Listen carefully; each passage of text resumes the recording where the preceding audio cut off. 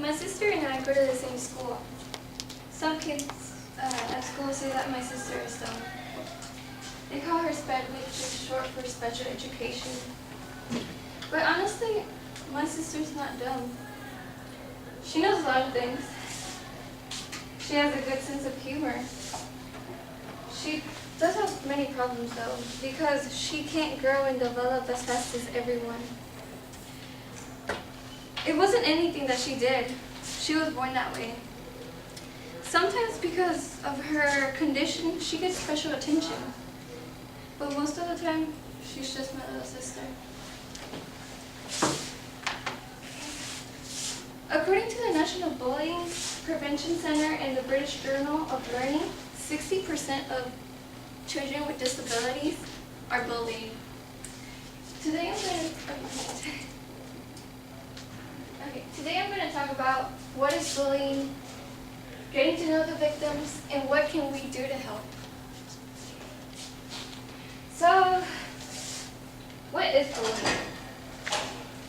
Well, bullying can take up many forms. The three main common ones is physical, verbal, and emotional. Bullying can be the overpowering, which in many cases it can be, the victim can be outnumbered, or the bully can be bigger than the victim. Okay. Now, the misinterpretations.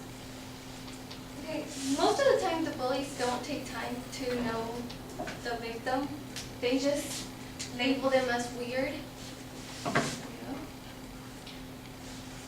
You can go. Okay, but they don't know what their problem is. Well, some people have a disease. It can either be cancer, celiac, arthritis, diabetes, or asthma. Well, they can also have a disorder. In my case, I have nystagmus, which is the dancing eyes. They can also have depression, autism, ADHD, Down syndrome, and dyslexia.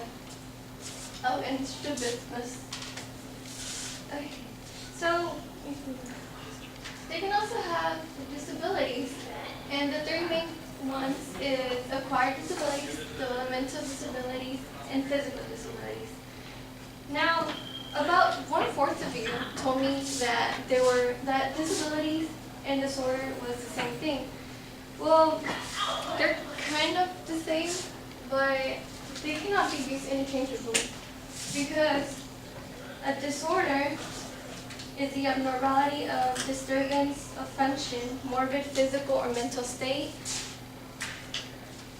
and a disability is when a person cannot do things the normal way.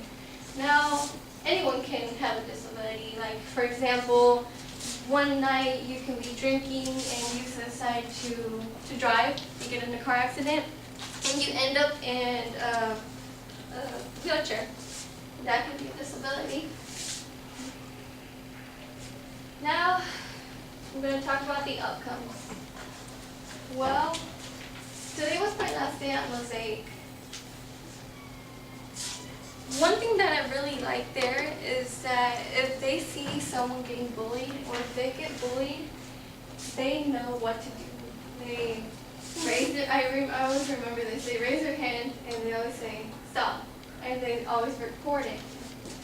Well, reverse bullying, in that case, reverse bullying is when the victim sees the bully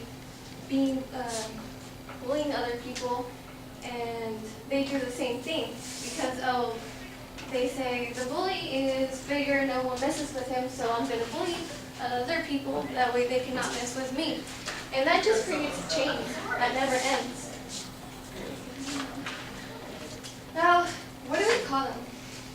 Dumb, retarded, useless, special disabled, unfortunate?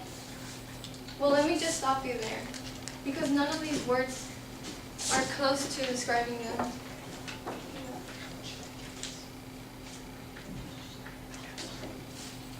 Because they have feelings like we do. I think they're normal. They can get anxiety, they can be sad, they can get depression. So it's not good to believe. Okay? Because they can be your friend, they can be your mom, your dad, your brother, and your sister. Now I want to show you this video, getting to know teens not that different from you.